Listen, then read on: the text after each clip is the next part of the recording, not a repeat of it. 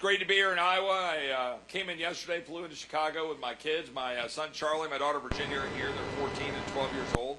And my son's second trip to Iowa. He came with me to Omaha for the College World Series in Nebraska, so we came through that side of Iowa.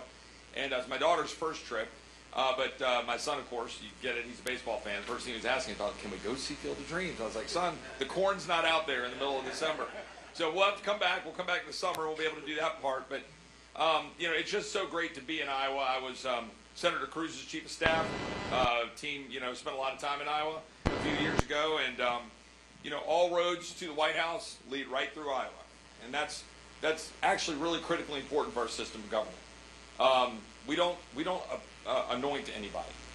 We don't coordinate anyone. The offices have to be earned, and the office of presidency has to be earned, and has to be earned from you all. And we're honored to be here and to talk to you.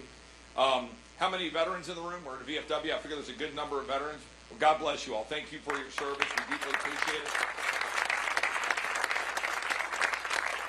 I represent Fort Sam Houston and San Antonio. I represent a lot of veterans in Central Texas. We get a lot of veterans who move there for the warmth and retire in that part of the state in Central Texas.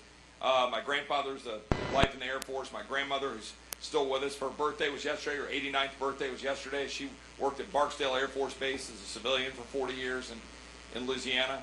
I did not serve. I'm deeply supportive of, obviously, Governor DeSantis, who served.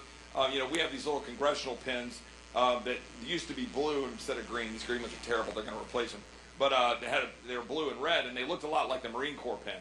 And so I'd fly on these Southwest flights going from Austin to D.C. And as you know, there's a lot of military guys flying those Southwest planes. And so I'd get off the plane with my pen, and it was one of those guys look at me and they go, "Hey, Congressman Roy, are you a Marine?" And I'd have to look down and go, "No, I'm in Congress." And just got to look up. Meanwhile, I had my chief of staff was a 3-time combat veteran who served in Iraq.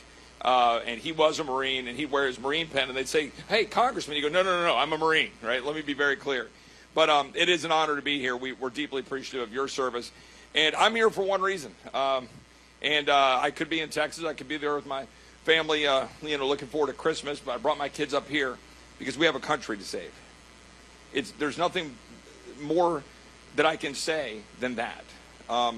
That's why I'm doing what I do. That's why Governor DeSantis does what he does. I assume some of you are DeSantis supporters, and that's why you're here. I assume some of you are undecided.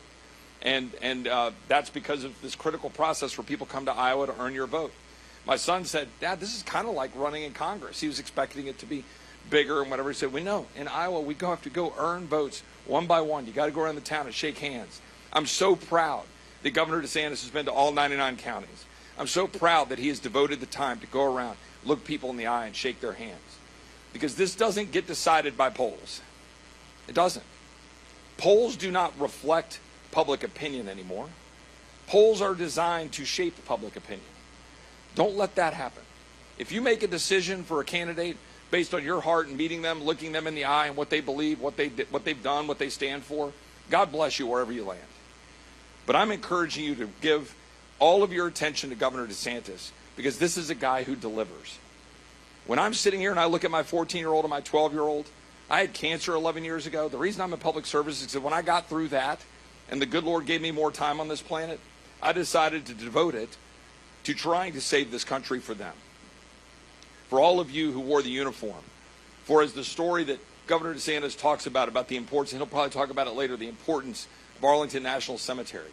When I go into D.C. and I see that, and I'm driving across the bridge every morning from Virginia, my apartment, over to the city, and you know what those men and women did for this country.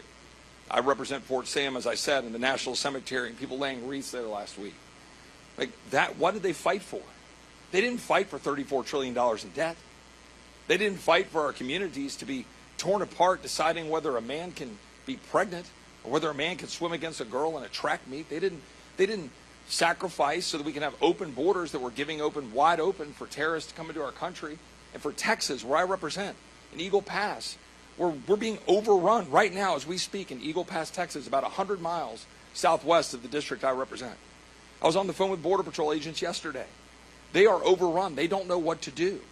10,000 a day, 300,000 encounters in November. We're at 10,000 a day right now. My friends in Arizona don't know what to do. The reason I support Governor DeSantis, and we'll talk about this more in a minute, is because he has delivered on every single promise he has made to the people of Florida. And that's what we need in the White House. I'll make very clear, I'm going to support the Republican nominee.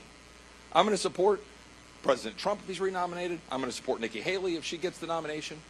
But I think it ought to be Governor Ron DeSantis, because I want somebody who can serve for 8 years. I want somebody who has delivered on every promise.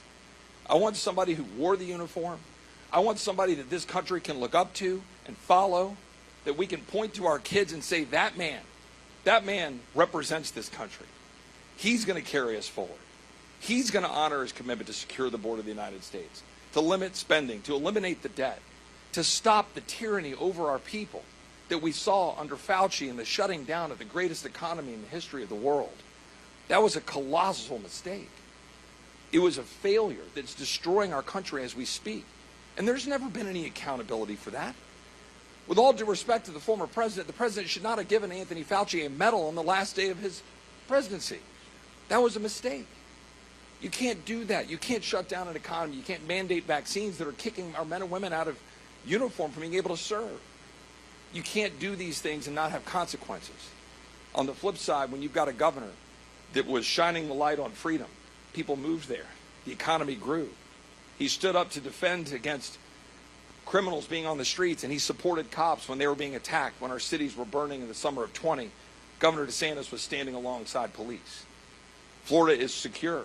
Florida is growing and it's prosperous. Florida is better with respect to immigration and border security because he sent some folks to Martha's Vineyard, and I think he saved the House of Representatives last fall for Republicans. That's what leadership looks like. We can have that in the White House. Why wouldn't we choose that? We shouldn't choose it. We shouldn't choose a different path because some pollsters tell us so, because the media and the talking heads tell you what you're supposed to believe. Iowans, you have the chance to set the table, to demonstrate to the world that it's a new day, that there's a new dawn, that we're going to be able to have a vision and carry this country forward. That's why I'm here, and that's why I'm supporting Ron DeSantis. And with that, I would like to introduce the governor of the state of Florida, my good friend, Governor Ron DeSantis.